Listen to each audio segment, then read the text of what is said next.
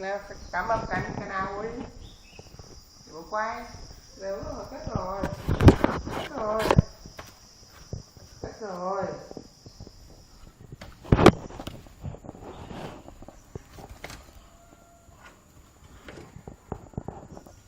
Có cái thằng mồm nó đầy răng, có cái thằng cắn bua nó đau, có cái thằng mồm nó đầy răng, có cái thằng mồm nó đầy răng, đầy răng, đầy răng. Ui, ngã này, ngã này. Ui, sao ngã này.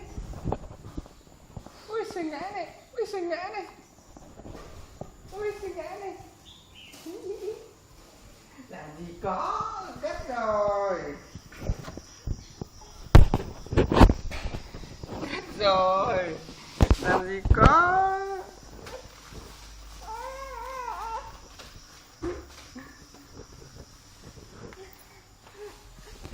Nào. Đứng lên. Đúng rồi. Ái già già, ăn vai bố ạ. Ái già già, cắn à, ghê chưa.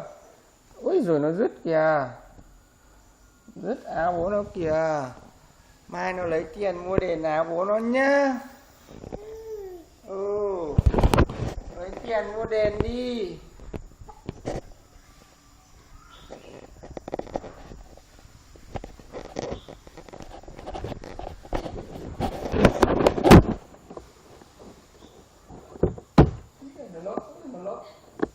Lốt ghê chưa? Đâu rồi? Đâu rồi? Đâu rồi? Đâu rồi? Có cái thằng mồm nó đầy răng, có cái thằng cắn mũ nó đau.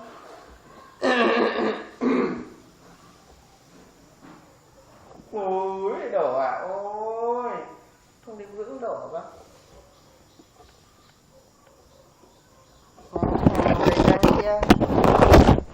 Thằng mồm đầy răng kia. Đầy răng kia chả đỡ.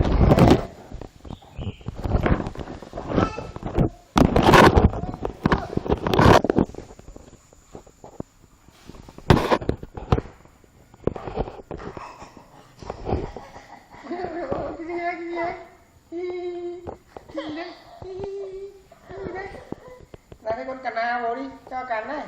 Đấy. Cắn đi. Đấy đúng rồi, cắn đi. Con cắn đi. Cắn vào bố nào. Có cái thằng mồm nó đầy răng, có cái thằng cắn bố nó đau. Có cái thằng mồm nó đầy răng, có cái thằng mồm nó đầy răng. Ngó nghiêng. Ngó nghiêng cái gì? Ai cho ngó? Hả? Ai cho mà ngó? Thơm quá. Ôi trời ơi, kêu kìa gì đấy. Ôi trời ơi. Ôi trời ơi, kêu gì đấy.